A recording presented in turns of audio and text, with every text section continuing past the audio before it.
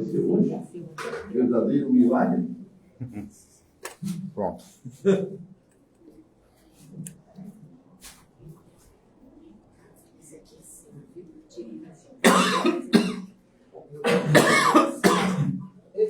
Posso Pode mandar lá. seguir em frente? Pode. Então vamos lá. Sejam todos bem-vindos ao Núcleo Espírita Plano Maior. Hoje o nosso trabalho presencial, nosso palestrante, nosso querido Luiz Armando. E nós então vamos nos preparar para que possamos ouvir a palestra dele e fazer o nosso tratamento. Vamos elevar nosso pensamento a Jesus, o nosso Divino Mestre, e pedir a Ele que nos abençoe, que nos permita nos concentrarmos no tratamento que vamos receber com muito amor e com muito carinho.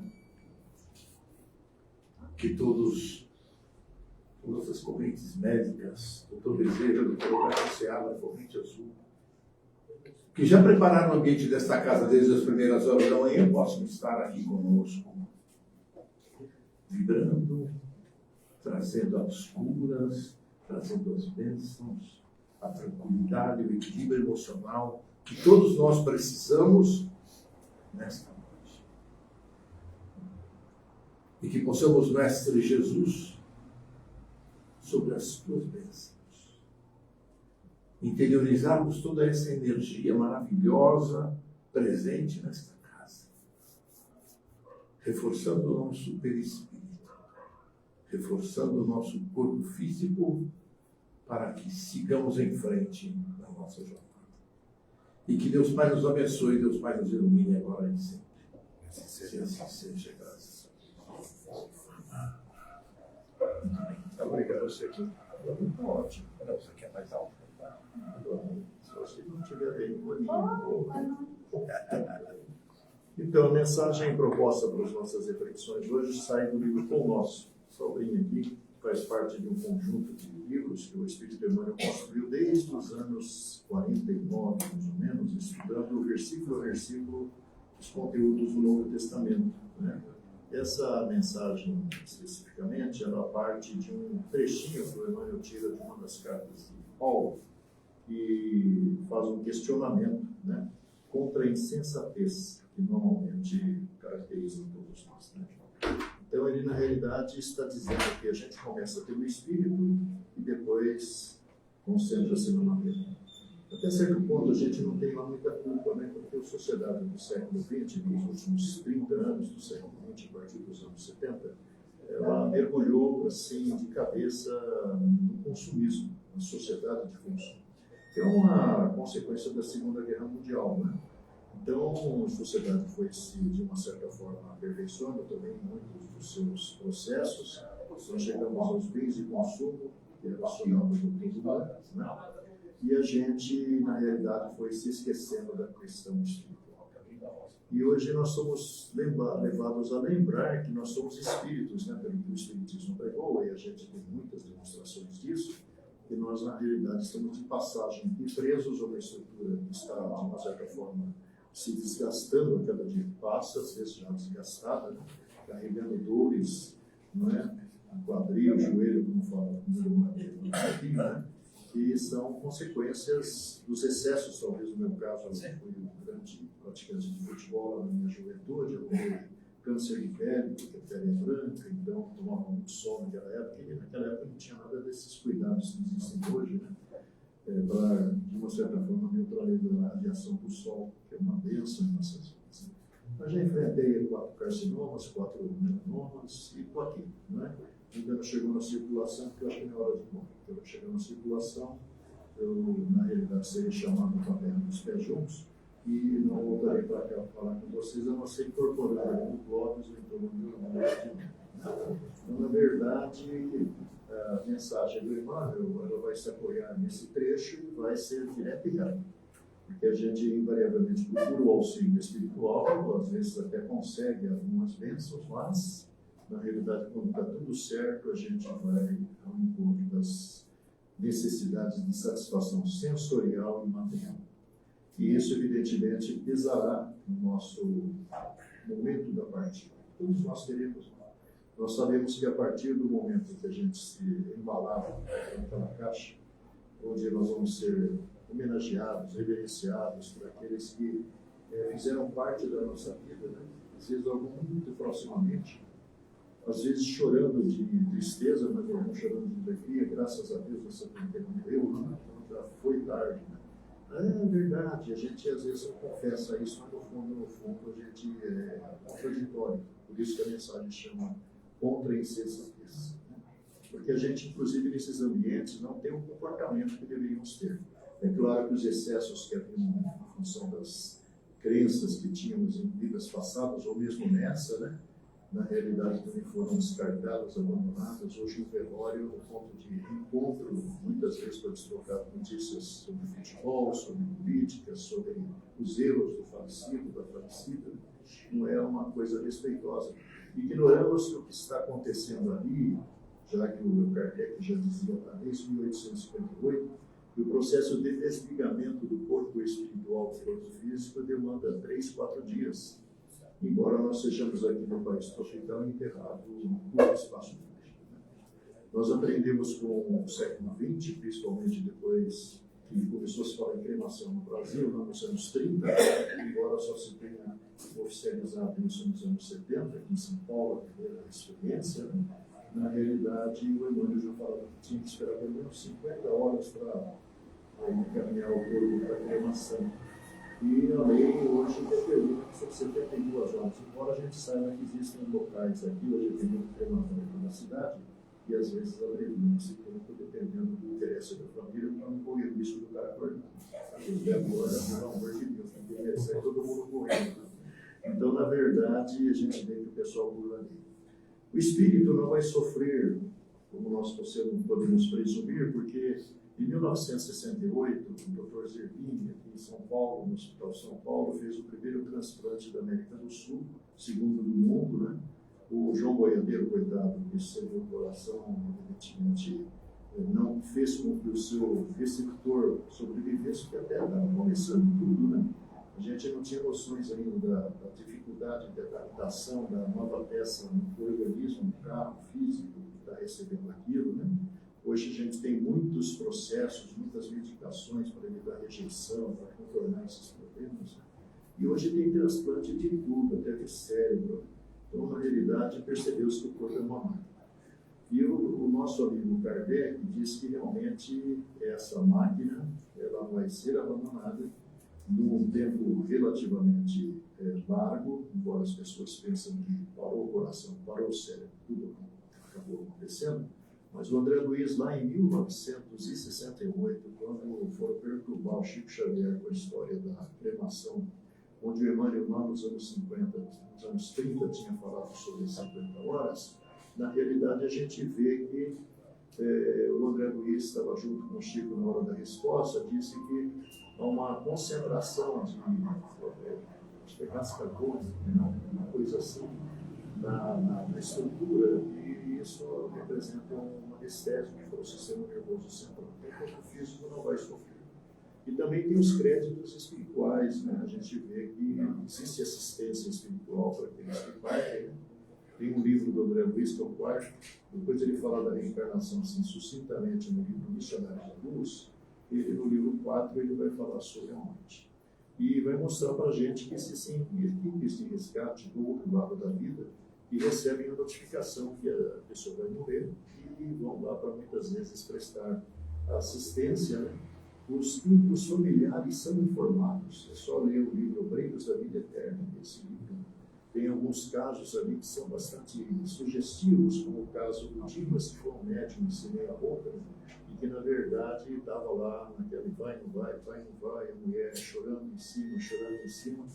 Aí, como tem a hora determinada, né, tem uma equipe lá desgastando-se, né, eles na verdade dão sossego-leão na mulher fica assim, impressionada, porque o Dimas teve uma melhora súbita. Geralmente acontece, aí a mulher foi dormir e aí eles aproveitaram para desembarcar o Dimas. Temos também o caso do Cavalcante, um católico de volta de São Vicente de Paulo, né? O Cavalcante está com câncer nos ferrados, É surpreendente porque a equipe espiritual, pelos créditos de Cavalcante, pela sua tarefa meritória, estão em ação lá no lado invisível da vida. E o que vai acontecer é que ele pede para chamar o confessor.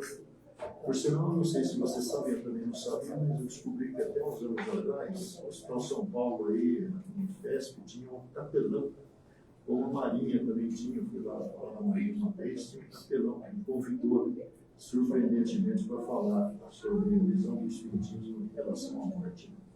Ali na Sena Madureira, não sei se quem conhece, como foi a de Monumental, a gente tem um auditório que cabe mais ou menos umas 1.000 pessoas.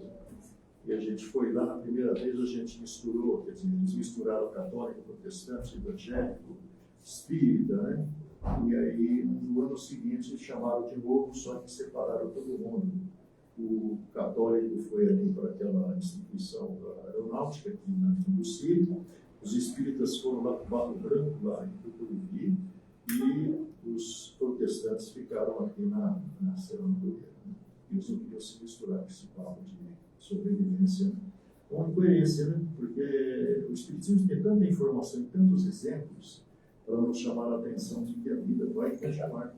E levaremos conosco o conteúdo que tivemos construído com a nossa vida, com a nossa ação, com a nossa convivência, não é? Mostrando que tudo tem um objetivo, que é justamente a nossa iluminação interior. Que a gente não vira a chave para tentar buscar. Né? A gente vai no vai que vai, vamos empurrando pela vida, fazendo média dos espíritos, né? Vamos lá naquela casa lá, bonitinha lá no Coromandor, quem sabe lá os espíritos que auxiliam ali, possam também me dar uma colher de chá, né? Ajudar a gente a resolver os problemas de relacionamento em casa, as dificuldades profissionais, às vezes os problemas de saúde, né? Quem sabe? Mas, na realidade, vamos assim no mesmo valo que a gente ia outrora. Porque nós sabemos que, atavicamente, nós levamos tudo conosco que fazemos aqui. Então, nós já morremos muitas vezes, já estivemos em muitos corpos, em muitos povos, em muitas ações, né? Allan Kardec, no capítulo 11 do livro Gênesis, vai falar dessa questão de transmigração de espíritos entre raças, entre povos, entre países, entre continentes e entre planetas, e vai falar da raça adâmica, por exemplo. Né? Hoje, os conhecimentos da própria ciência revelam que existiu aqui mesmo um grupo mais diferenciado, numa fase recente da evolução do planeta. Né? Afirma-se que a Terra, segundo a ciência, já teve a presença do homem há 15 milhões de anos. Incrível, né? E nós tivemos muitas civilizações que chegaram ao ápice e depois desaparecem para dar lugar a outras. Né? O Espírito Emmanuel mesmo nos fala no livro Sala de Visitas de Chico Xavier, e na realidade nós, no passado mais recente, nós tivemos a presença dos Atlantes, mais atrás ainda nós tivemos a presença dos Lemurianos, que estariam ali no sul do Pacífico, né? do lado de lá do nosso continente. E, na verdade, remanescentes deles estão presos, de uma certa forma, à história de Ilha de Páscoa, né? Onde tem aquelas construções incríveis lá, fincadas no chão, os mole-lines, que ficam tudo olhando para um canto só. Ali é um pedacinho de um território bem maior. Né? Acho que o Mel Gibson até fez um filme sobre aquele povo que viveu ali. Né? E temos também o Havaí, que também faz parte desse continente. Segundo o Espírito Emmanuel falou, eles desaparecem, né, mais ou menos uns 30 mil anos atrás, porque tinham alcançado o ápice do desenvolvimento material, mas espiritualmente muito nível, né? Como está acontecendo hoje, né? De uma certa forma, nós estamos materialmente tendo acesso a muita coisa que a gente nem imaginava. Né? Eu, como já sou meio setentão, né? Então, eu me lembro que 66 não foi tão longe assim, né, para mim, mas para vocês não tinham nem nascido a maior parte. Né? Então, em 66 eu fui morar na casa de minha avó, a 400 quilômetros aqui de São Paulo, em direção de Bauru, uma ilha. Né? O telefone era de manivela. Né? Você tinha que pedir para a telefonista ligar para você. Né? E o bacana de tudo é que às vezes ela ficava mexendo naqueles pinos lá e a gente ficava ouvindo a conversa dos outros, porque cruzava a linha. Hoje não cruza a linha nem a pau, né? Então, na realidade, você ouvir a conversa antes, você tem que estar presencial. Então, na realidade, veja com a evolução, né? 66, Mas nos anos 70 já tinha televisão no interior, já tinha televisão a cores em 74. Né? Nós já pudemos ver o Brasil perder lá na Holanda, eu acho que teve para a Holanda lá em 74, e na realidade é uma evolução muito rápida.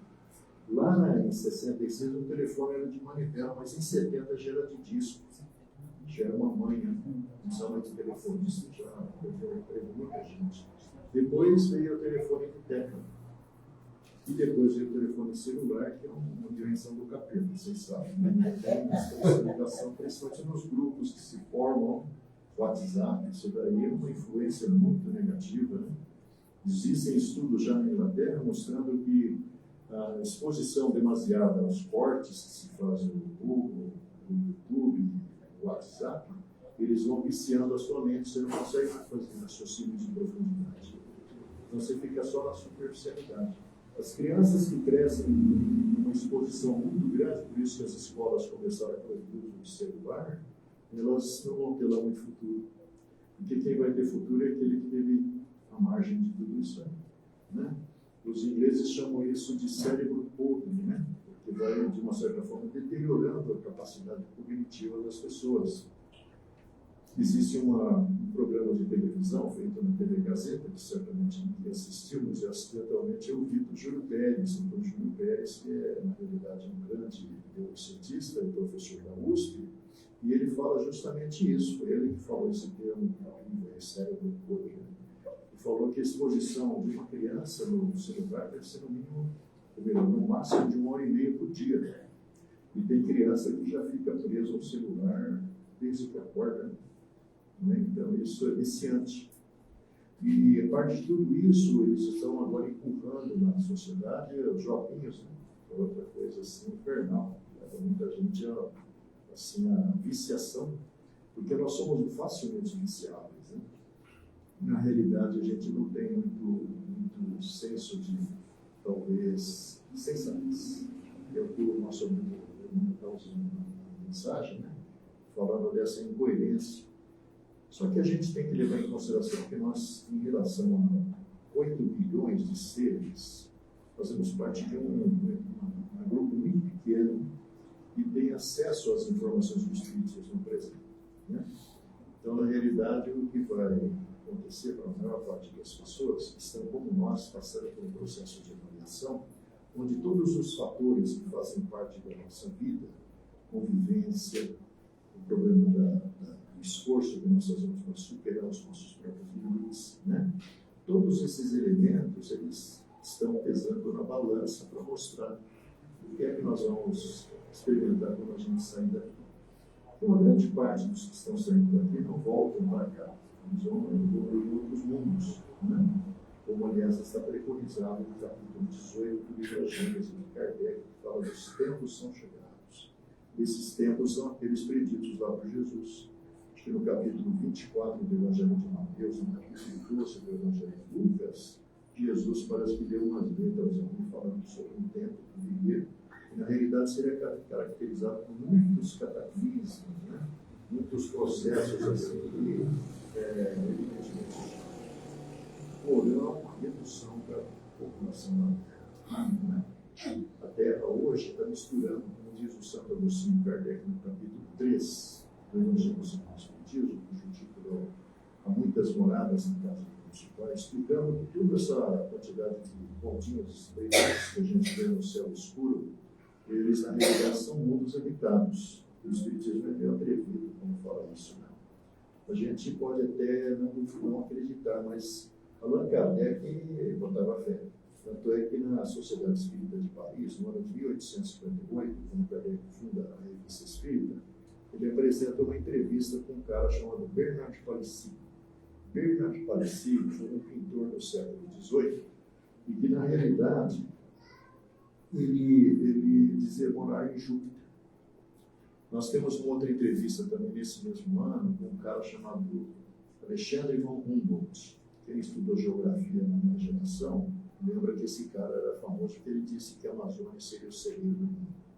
E o von Humboldt morre 9 dias depois. A notícia chega lá em Paris, Kardec toma conhecimento, e pede para o São Luís, que era o cara ali que coordenava as reuniões mediúnicas da sociedade, né, se era possível ouvir esse senhor. Ele morreu com 92 anos, 91 anos. E aí o Kardec ouve do São Luís que vai guardar. Daqui a pouco chega lá o espírito do tio. E ele chega ainda meio atordoado, ele morreu tão velho, mas na realidade nem sempre a pessoa que parte daquela lá entra lúcida, não é? E consciente da realidade que está adentrando de volta, porque nós todos vemos muito de volta. Então, Kardec vai fazer, acho que 80 perguntas para o tio, e entre as respostas que ele vai ouvir, ele vai falar assim, ele foi, o Alexandre do Humboldt, tirando o neologismo lá da Semente do Mundo, ele, na verdade, nasceu endinheirado. E ele nasceu já vocacionado para estudar o clima na Terra. Ele é o pai do mapa climático do planeta na época, né?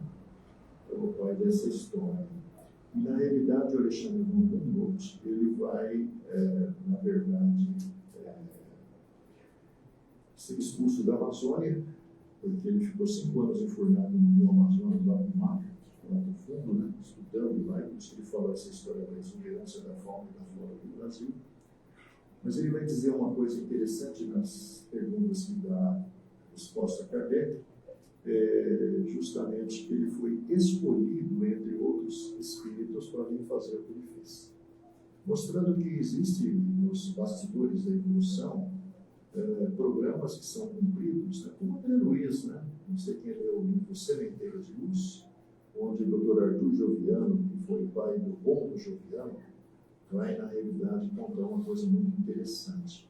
Em 1944, André Luiz estava organizando o segundo livro que ele publicaria, dos 13, né? O segundo é justamente o livro Os Mensageiros, que virou filme, né? Está virando filme, parece. Então, já foi feito o filme, uma porcaria. Né? Então, na realidade, ele é o livro. Tem muitas informações que não foram colocadas no filme, né? Tipo assim, em 1944 estava rolando a Segunda Guerra lá na Europa, né? E aí o que acontece é que o André Luiz, o Vicente e o Aniceto estão vindo aqui pela superfície, vindo lá de nosso ar, uma viagem que vai demorar muito, né? Ficou quase 1 dia e meio para chegar aqui, mas eles pernoitaram na casa de um cara chamado Alfredo. E o Alfredo tinha uma mulher chamada Esmalha, que tocava, acho que piano, algum instrumento assim, que ele estudava durante algum tempo. E depois começam a prosear. E nessa prosa, o nosso amigo Alfredo vai dizer que semanas antes ele tinha estado lá na Europa, né? Na região que eles estão ali no mesmo nível, né? Porque o plano espiritual, ele na verdade é estratificado dentro de esferas muito grandes, onde dentro dessas estratificações existem N colônias espirituais. A colônia que, na realidade, o nosso amigo Alfredo está, e ficando no meio do caminho entre o nosso lar, que fica ao norte da cidade do Rio de Janeiro, segundo Chico Xavier, e o ponto que nós pisamos, eles estão vindo lá no Rio de Janeiro, o Alfredo vai falar assim que ele esteve lá naquela região compatível com o ponto que eles estão conversando, e ouviu dos espíritos que lá coordenavam as coisas, e por deliberações dos espíritos que coordenavam a evolução da Europa, metade daqueles espíritos que tinham morrido lá na Inglaterra, que viviam na Holanda, na Alemanha e acho que é França, são 3 países que estão citados lá no eles são deliberados que 50% dos que morreram iam ser remanejados para as Américas, para dar sequência na sua evolução. Porque é uma coisa surpreendente, né? Mostrando essa história da migração, imigração e emigração de espíritos de um lado para o outro. Então, na verdade, eles provavelmente devem ter chegado aqui por volta dos anos 50, e a partir daí começam a trabalhar pela sua própria evolução. Né? Dentro de famílias, invariavelmente ligados a famílias de onde procediam, porque nós todos somos, a maior parte, descendentes de europeus, né, portugueses, italianos, né, espanhóis, e viemos para cá. Às vezes, somos reencarnação de nós mesmos, né? O caso do Fábio Mariuene, jovem de 25 anos, estava concluindo o estudo de engenharia lá na cidade de Campo Grande, ele e um amigo de Santo André. Na verdade, eles foram lá numa daquelas baladas, né? Isso é anos 70, né? Era tudo muito diferente de hoje, né? Então, na realidade, o que aconteceu com o Fábio é que ele estava no último ano de faculdade, ele e o amigo saem do ambiente, lá já estavam de 10 anos, e ao sair foram abordados por um gordinho que tinha lá dentro, que era uma mãe. E esse gordinho veio tirar satisfação, porque o interior era muito comum, você quem é do interior aqui, mas a rapaziada da localidade ficava invocada com gente de fora, né? De uma certa forma, atraindo a atenção das moças da cidade. Né? Então, o gordinho veio lá tirar satisfação e estabelece uma discussão, o cara, pá, dá 5 tiros no Fábio. Um só acertou, né? Quando o cara estava mal. Acertou e transfixou o coração do Fábio. E o que vai acontecer é que o amigo vazou, né? Para não levar nenhum tiro também. A família do nosso amigo Fábio ficou muito irada, porque eles eram amigos de infância, né? Como é que um amigo larga o outro lá e vai embora? Mas o cara já era. Aí prenderam o gordinho, aí passou, acho que 60 dias, a família foi baixar lá em Uberaba, a família já era espírita, então isso é importante. O que acontece é que, na realidade, o Fábio vai escrever uma carta dos pais, que é o que aconteceu durante mais de 30 anos, né? Cartas que vinham nas noites de sexta e sábado de entes queridos que foram para aqueles que ficaram. Jovens, pessoas mais maduras, maridos, esposas, só não vi mensagem de sol, mas o resto eu vi bastante. A gente tem um programa na Rádio Boa Nova chamado A História de uma Mensagem, uma ponte de amor e esperança sobre a vida da saudade, analisando essas cartas. E aí, na carta que o Fábio vai escrever para o papai e a mamãe, primeiro ele vai dizer da sua frustração, né? Porque é o momento que os caras estão começando a entrar na vida, de repente vê uma coisa dessa e tira ele daqui. Não é por acaso, quer ver? O que acontece é que ele agradeceu também para a família não ir atrás do agressor, porque o agressor já estava ferrado mesmo. Então, na realidade, o que aconteceu foi que ele fala que o agressor nada mais foi do que o executor de uma sentença que ele, Fábio, lavrou contra si mesmo em 1922, na cidade de Lucca, na Itália, onde ele era o Aristides Henry, e deu um tiro em si mesmo, por um problema com o engenheiro ferroviário de Sicília. Então, aquele tiro que ele levou aqui foi o tiro que ele deu nele mesmo atrás. E o mais espantoso é que a família que estava lá nem sabia que tinha um tal de Aristides Henry, que morreu lá na ancestralidade deles na Itália, foram atrás e descobriram que realmente era um familiar. E o mais interessante é que o Fábio diz que ele é a reencarnação daquele homem. Então, ele é bisneto de si mesmo. A gente mostra que as famílias se organizam em função das relações e ligações do ano passado. Bom, seja com sono, com cativório, com uma face, vamos chamar o nosso grupo aqui palmeirense,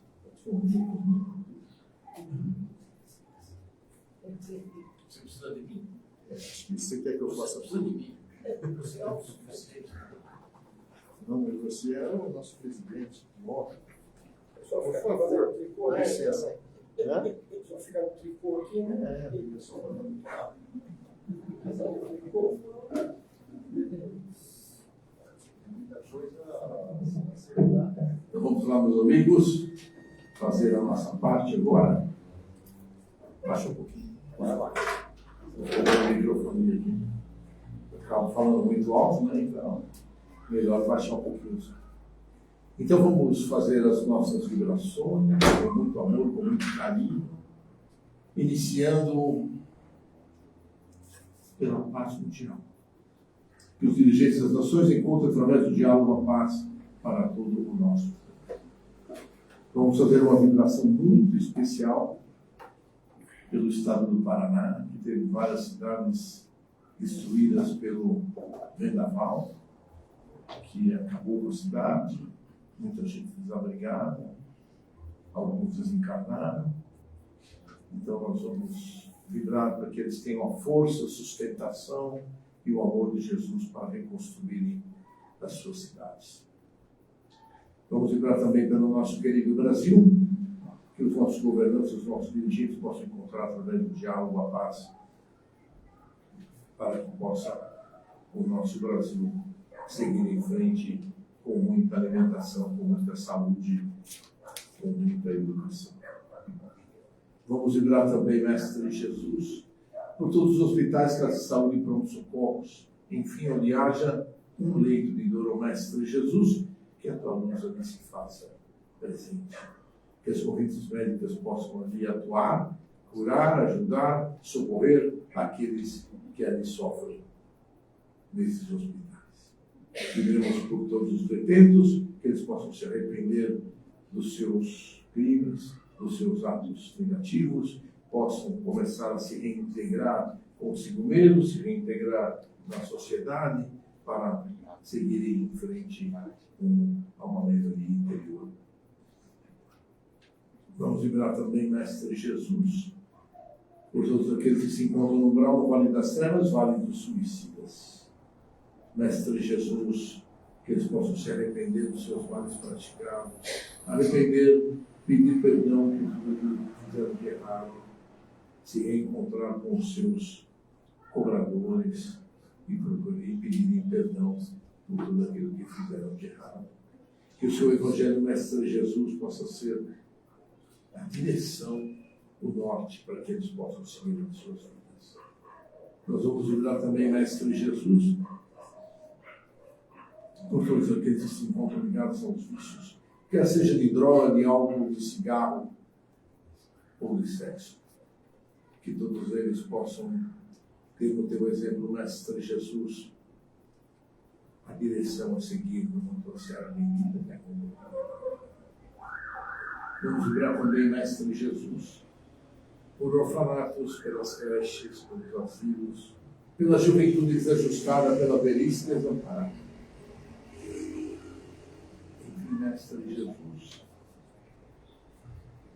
que eles possam encontrar nos teus exemplos o caminho a seguir para crescerem, evoluírem, pagarem as suas dívidas nesta encarnação. Nós vamos vibrar também, Mestre Jesus, pela paz entre todas as religiões, pelos lares e desarmonia, por todos os nossos desafetos.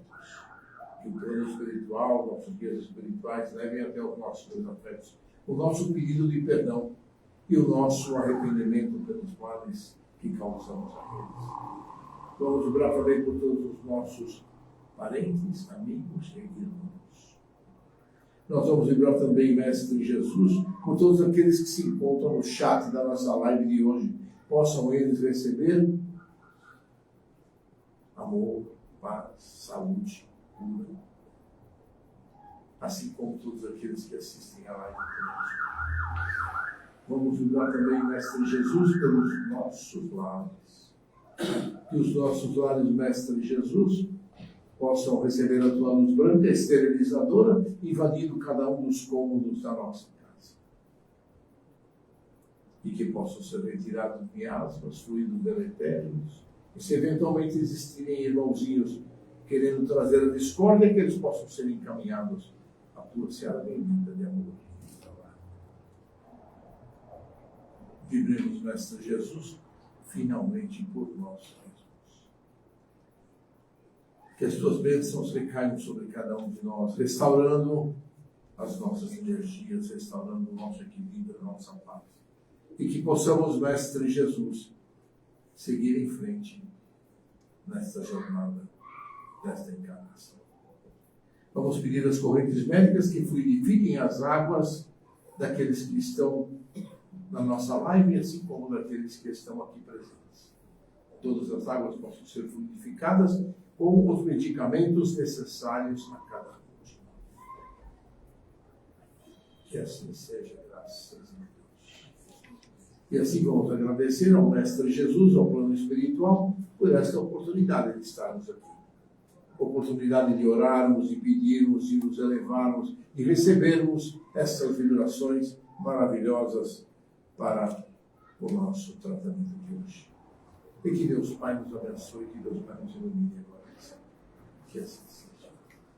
Como sempre, queridos amigos, os nossos recados, vamos pedir a vocês que nos ajudem com as cestas básicas que nós temos para distribuir.